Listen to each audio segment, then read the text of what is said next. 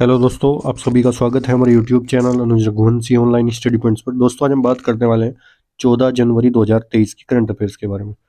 तो 14 जनवरी से जितनी भी इंपॉर्टेंट करंट अफेयर्स बनने वाली है वो सभी हम आज इस वीडियो में डिस्कस करने वाले हैं। और साथ ही हम डिस्कस करने वाले हैं स्टेटिक जीके। कोई भी स्टेट या कंट्री से जितनी भी स्टेटिक जीके बनती है दोस्तों सभी हम वीडियो में डिस्कस करते हैं।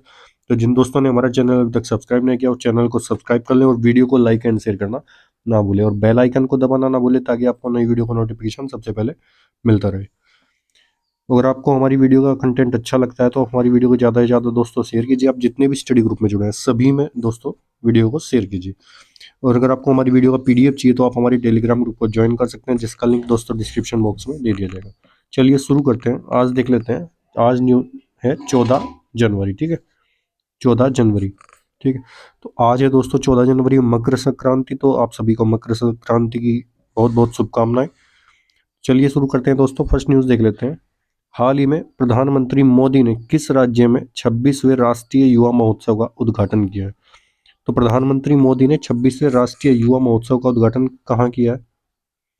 किस राज्य में किया? ये किया है दोस्तों, ये किया है कर्नाटक राज्य में, ठीक है। और ये कर्नाटक के हुबली में किया है, ठीक है। इतना आपको याद रखना है। कहाँ किया है? कर्नाटक के हुबली में, कर्नाटक राज्य के हुबली शहर में, ठीक है। इतना दोस्तों याद रखना है। Option B is the right answer. और ये शहर कहाँ स्थित है? कर्नाटक राज्य में। 26वां राष्ट्रीय युवा महोत्सव को आयोजित किया गया कर्नाटक के हुबली में। इतना आपको याद रखना है दोस्तों। नेक्स्ट न्यूज है हमारी। हाल ही में केंद्रीय मंत्री अमित शाह के द्वारा कहाँ Jai Hind the new light and sound programme का उद्घाटन किया गया? केंद्रीय मंत्री अमित शाह ने Jai Hind the new light and sound programme का उद्घाटन कहाँ किया है? नई दिल्ली में। नई दिल्ली के लाल किले पर इसका उद्घाटन किया दोस्तों। इसमें क्या किया है, जो हमारे 300-400 साल से लगभग 1700 साल, 1700 ईस्वी से जो देश के लिए, देश की अस्मिता के लिए जो लड़ते हुए आए हैं, जो भारत का इतिहास है, ठीक है, उसको दर्शाया गया है, ठीक है। उसको कहाँ दर्शाया गया है? अभी लाल किले पर, नई दिल्ली के लाल किले पर, ठीक है। तो इसलिए क्या कहा गया? Jai Hind the new light and sound programme था। ये लाइटनिंग प्रोग्राम था, लाइटिंग के थ्रू भारत के इतिहास को दर्शाया गया है इसमें, ठीक है। और इसका उद्घाटन किसने किया? कहाँ किया इसका उद्घाटन? वो किया है नई दिल्ली के लाल किले पे, ठीक है। इतना आपको दोस्तों याद रखना है। नेक्स्ट न्यूज है हमारी। हाल ही में किस वर्ष 2023 के लिए प्रवासी भारतीय, किसे वर्ष 2023 के लिए प्रवासी भारतीय सम्मान से सम्मानित किया गया?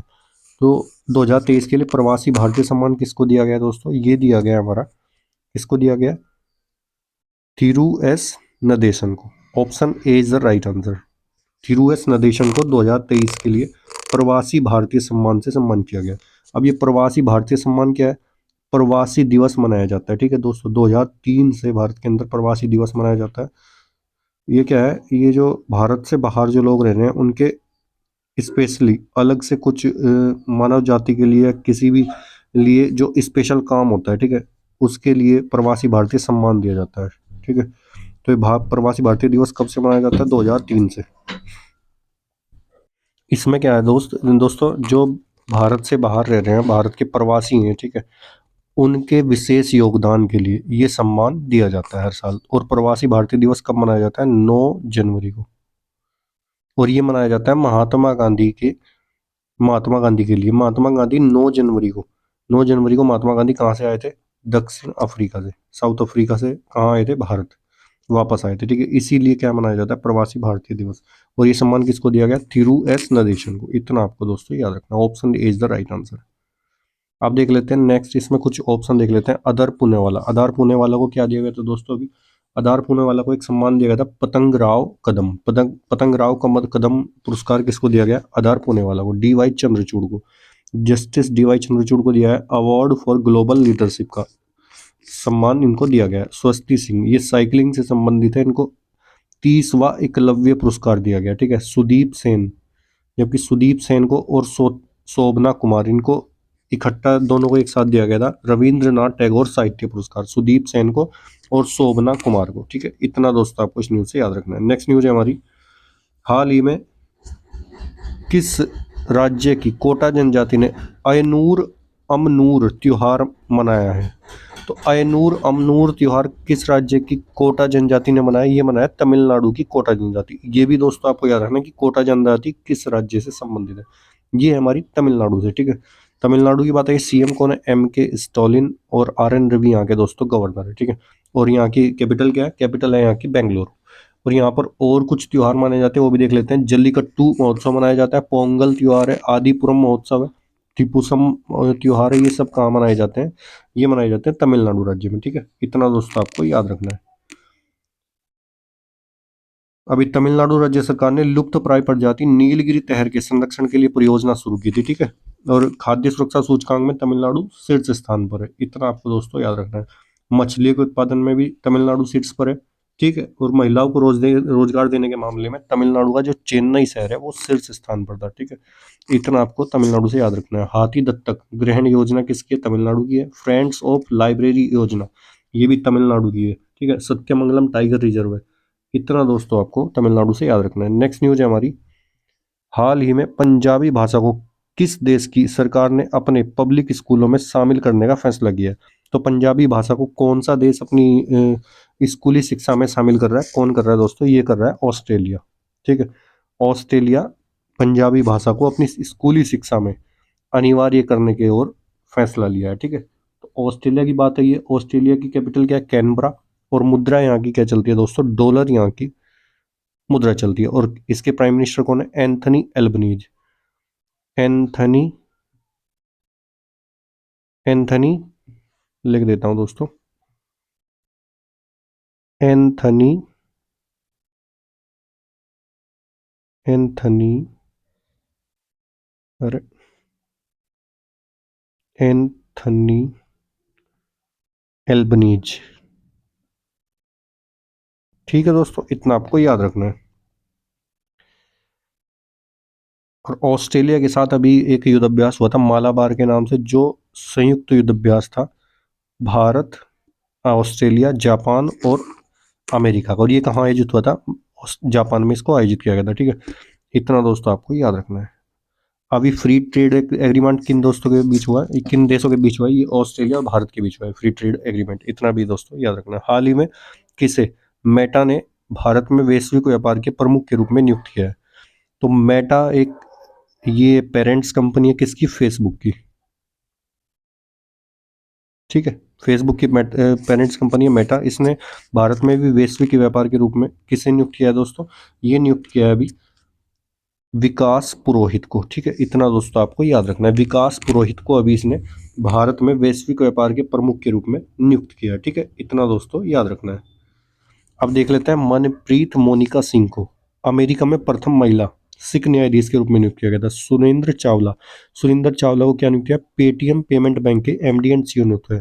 जबकि चेतन शर्मा बीसीसीआई की चयन समिति के अध्यक्ष नियुक्त हुए, ठीक है। इतना दोस्तों आपको याद रखना है। जबकि दोस्तों मेटा ने भी एक नियुक्ति की थी भारत में, संध्या देवनाथन को मेटा ने भारत में कंट्री हेड नियुक्त किया था, ठीक है। किसको? संध्या देवनाथन को। इतना आपको याद रखना। नेक्स्ट न्यूज है हमारी, हाल ही में किसके द्वारा लिखित पुस्तक जादूनामा को लॉन्च किया गया? तो किसके द्वारा लिखित पुस्तक को लॉन्च किया गया? जादूनामा किसके द्वारा लिखी गई है? ये लिखी गई है जावेद अख्तर के द्वारा इसको लिखा गया, ठीक है। इसके लेखक कौन है? जावेद अख्तर, जिसको अभी लॉन्च किया गया। अब बात कर लेते हैं शशि थरूर की अम्बेडकर ए लाइफ पुस्तक है। कौन सी पुस्तक? अम्बेडकर ए लाइफ। A.K. द्विवेदी के द्वारा लिखी गई कौन सी है?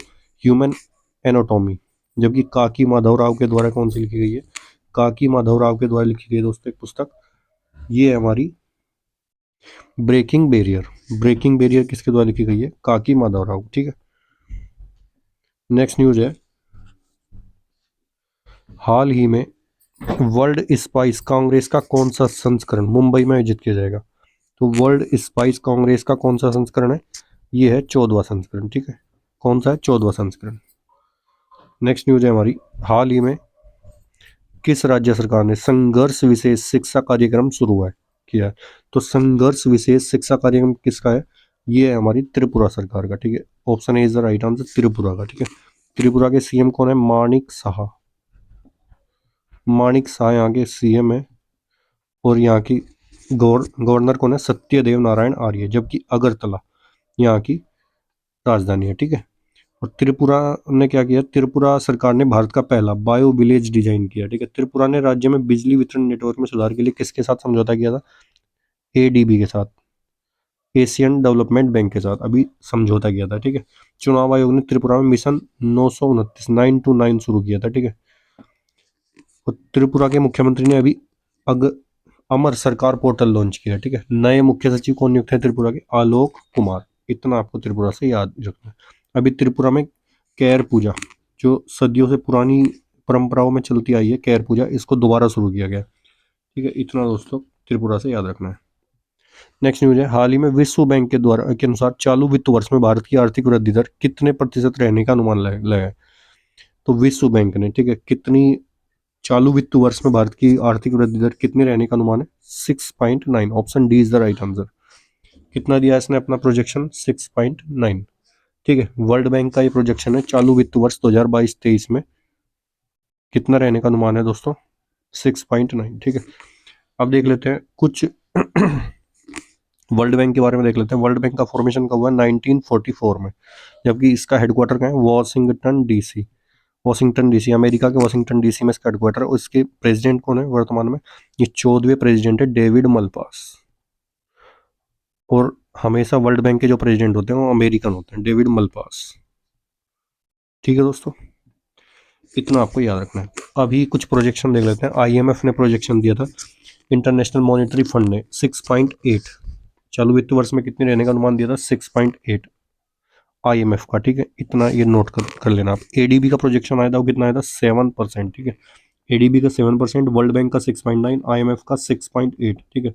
जबकि एसएनपी ग्लोबल रेटिंग्स का कितना आया था, 7%। एसएनपी ग्लोबल रेटिंग का 7%। ठीक है। साथ में ओईसीडी का प्रोजेक्शन कितना आया था, 6.6। ठीक है, 6.6%। जबकि गोल्डमैन सैच का कितना आया था, 5.9। इसका सबसे कम था गोल्डमैन सैच का, 5.9। ठीक है। मूडीज ने अपना प्रोजेक्शन दिया था, वो कितना दिया था, 7%। ठीक है। तो तीन संस्थाएं थी जिसने 7% दिया था, मूडीज ने दिया, वर्ल्ड बैंक, एडीबी ने दिया, साथ में एसएनपी ग्लोबल रेटिंग्स ने कितना दिया, तीनों ने 7%। अब वर्ल्ड बैंक का कितना है, 5.9। Option D is the right answer.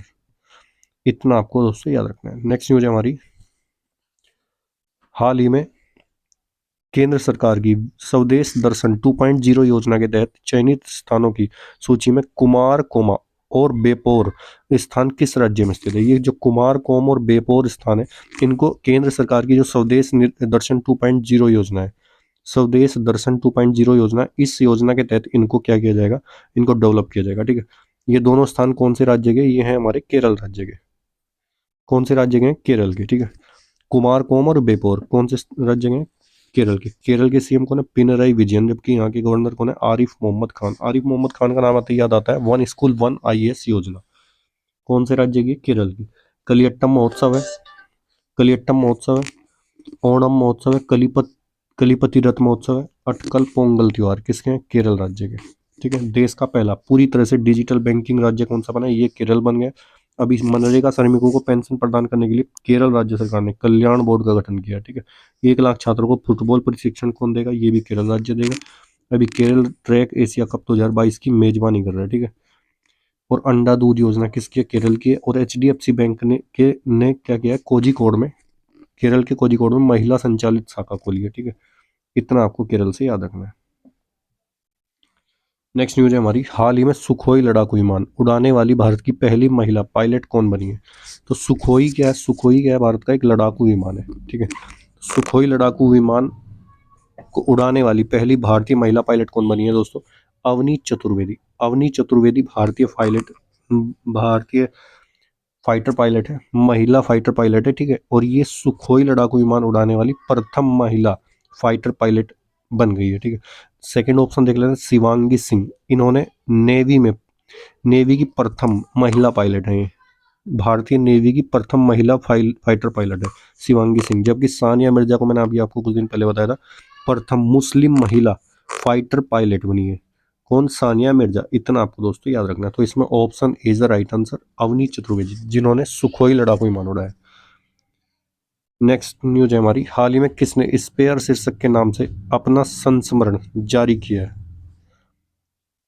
इस पेयर जो शीर्षक हैं, इन्होंने अपना अपना संस्मरण जारी किया किस शीर्षक से? स्पेयर शीर्षक से। ठीक है, किसने जारी किया दोस्तों? Prince Harry. और ये प्रिंस हैरी कौन है? ये है हमारे ब्रिटेन के ब्रिटिश शाही परिवार के सदस्य हैं, प्रिंस हैरी। ठीक है, प्रिंस हैरी, इतना आपको दोस्तों याद रखना है। नेक्स्ट न्यूज है हमारी, हाल ही में किस देश के कप्तान ह्यूगो लॉरिस ने अंतर्राष्ट्रीय फुटबॉल से संन्यास की घोषणा की है? तो किस देश के कप्तान है ह्यूगो लॉरिस? ये हैं फ्रांस के फुटबॉल के कप्तान है। ठीक है, कौन? ह्यूगो लॉरिस। ठीक है, इतना दोस्तों आपको याद रखना है। तो जिसने अभी फुटबॉल से संन्यास की घोषणा की है दोस्तों। अब फ्रांस की बात है, ये कैपिटल क्या है फ्रांस की? पेरिस। और मुद्रा क्या चलती है? फ्रैंक यहाँ की मुद्रा चलती है। जर्मनी की कैपिटल क्या है दोस्तों? जर्मनी की कैपिटल क्या दोस्तों? बर्लिन यहाँ की कैपिटल है। और मुद्रा क्या चलती है यहाँ की? यूरो यहाँ की दोस्तों मुद्रा चलती है। पोलैंड की जलोटी और वार्सा मुद्रा चलती है। सॉरी, वार्सा यहाँ की कैपिटल है पोलैंड की, और जलोटी यहाँ की दोस्तों मुद्रा है। इतना आपको याद रखना है दोस्तों। अब बात है ये फ्रांस फुटबॉल की। फुटबॉल अभी फीफा वर्ल्ड कप हुआ था। फीफा वर्ल्ड कप कहाँ हुआ था दोस्तों? अभी ये हुआ था कतर में आयोजित किया गया था 2022 का फीफा वर्ल्ड कप। ठीक है, अब इसको जीता किसने? कौन जीता है इसमें? अर्जेंटीना इसमें जीता है। इसने इस फीफा वर्ल्ड कप को किसने जीता है? अर्जेंटीना ने। जबकि इसका रनर अप कौन रहा है? फ्रांस इसका रनर अप रहा है। ठीक है, अब दोस्तों इसमें दो अवार्ड्स दिए गए हैं, एक गोल्डन बूट अवार्ड और एक golden ball award. Golden ball award किसका दिया गया? अर्जेंटीना के लियोनस मेस्सी को इसमें गोल्डन बॉल अवार्ड दिया गया। जबकि गोल्डन बूट अवार्ड किसको दिया गया? एम्बाप्पे, फ्रांस के एम्बाप्पे, किलियन एम्बाप्पे हैं, उनको क्या दिया गया? Golden boot award. ठीक है, ये भी आपको याद रखना है दोस्तों। तो आज के लिए इतना ही काफ़ी है, मिलते हैं आपसे नेक्स्ट वीडियो में, तब तक के लिए धन्यवाद। अगर आपको हमारा कंटेंट अच्छा लगा है तो आप हमारी वीडियो को ज़्यादा से ज़्यादा शेयर कीजिए और चैनल को सब्सक्राइब करना ना भूलिए। चलिए दोस्तों, मिलते हैं आपसे नेक्स्ट वीडियो में, तब तक के लिए धन्यवाद। गुड बाय दोस्तों।